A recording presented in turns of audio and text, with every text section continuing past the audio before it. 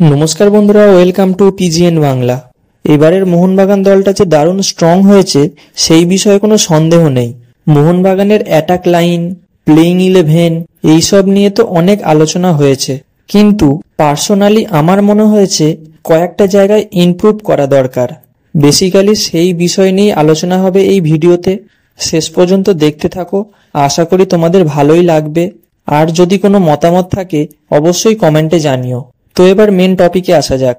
দেখো, মোহনবাগানের attacking side দেখতে গেলে এর কোনো বিকল্প নেই। বিদেশিদের মধ্যে Jamie McLaren, Dimitri Petratos, Jason Cummings, Greg Stewart. আবার ইন্ডিয়ানদের মধ্যে মনবীর সিং, লিস্টন কোলাসো, আশিক ক্রুনিয়ান, সাহাল আব্দুল সামাদ, এক কথায় জাস্ট আগুন। ভারতীয় ক্লাব ফুটবলে এর থেকে ভালো অ্যাটাক লাইন আমি এখনো পর্যন্ত দেখিনি। আইএসএল এর ইতিহাসে এখনো পর্যন্ত সেরা অ্যাটাক লাইন। এবার যদি মাঝমাঠের কথা বলি, অবশ্যই কোয়ালিটি মিডফিল্ড আছে মোহনবাগানের কাছে।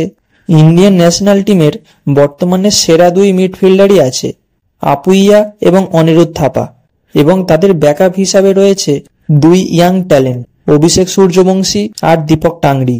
এই যে মিডফিল্ড আছে, টিমকে আইএসএল চ্যাম্পিয়ন করানোর জন্য যথেষ্ট, কোনো সমস্যা হবে না। কিন্তু দল সমস্যায় পড়তে পারে এএফসি টুর্নামেন্টে গিয়ে, কারণ এবছরই মোহনবাগান এএফসি চ্যাম্পিয়ন লিগ 2 খেলবে। সেখানে গিয়ে আপুইয়া এবং অনিরুদ্ধ থাপার পক্ষে মাঝমাঠ সামলানো অতটা সহজ হবে না। সেক্ষেত্রে একজন জনি কাউকো অথবা আহমেদ জাহু টাইপ প্লেয়ার দরকার সিডিএম পজিশন সামলানোর জন্য। না হলে কিন্তু অ্যাটাকিং ভাগের প্লেয়ারদের বল সাপ্লাই দেওয়ার ক্ষেত্রে সমস্যায় পড়বে দল। আর অ্যাটাক লাইন যতই স্ট্রং হোক না কেন, ঠিক মতো বল সাপ্লাই না পেলে কিন্তু গোল আসবে না, উল্টে টিমের ডিফেন্সের ওপর চাপ পড়ে যাবে। তো আমার মতে সিডিএম পজিশনের জন্য একজন কোয়ালিটি ফরেন প্লেয়ার অবশ্যই দরকার। এবার আসি ডিফেন্স লাইনের কথায়। লেফট ব্যাক এবং দুই সেন্টার ব্যাক নিয়ে কোনো দ্বিধা নেই। সুভাশিস বোস এই মুহূর্তে ভারতের সেরা লেফট ব্যাক, আর দুই সেন্টার ব্যাক টম অ্যালড্রেড এবং আলবাত্রো রড্রিগেজ দুজনেই কোয়ালিটি প্লেয়ার। কিন্তু রাইট ব্যাক পজিশন নিয়ে একটু চিন্তার বিষয় আছে। প্রথমত আনোয়ার আলীকে নিয়ে যা চলছে তার কোনো নিশ্চয়তা নেই, তাই আনোয়ার আলী টিমে নেই এই ধরে এগোনোই ভালো।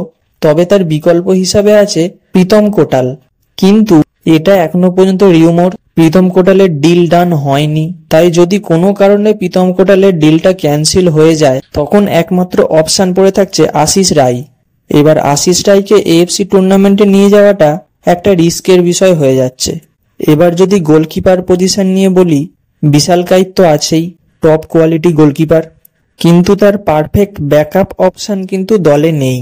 আর্শ আনোয়ার শেখ আছে ঠিকই, কিন্তু সে বিশাল কাইতের কোয়ালিটির সমান নয়। আমার মতে এই জায়গাগুলো একটু ভাবা দরকার। ম্যানেজমেন্টের মাথায় নিশ্চয়ই ভালো মন্দ ব্যাপারটা আছে। আমি জাস্ট আমার পার্সোনাল মতামতটা তোমাদের সঙ্গে শেয়ার করলাম। তো বন্ধুরা, এই ছিল আজকের ভিডিওটি ভালো লাগলে অবশ্যই লাইক এবং শেয়ার করবে। আর আমাদের চ্যানেলে প্রথমবার এলে অবশ্যই চ্যানেলটি সাবস্ক্রাইব করে রাখবে। দেখা হচ্ছে পরবর্তী ভিডিওতে। Bye bye.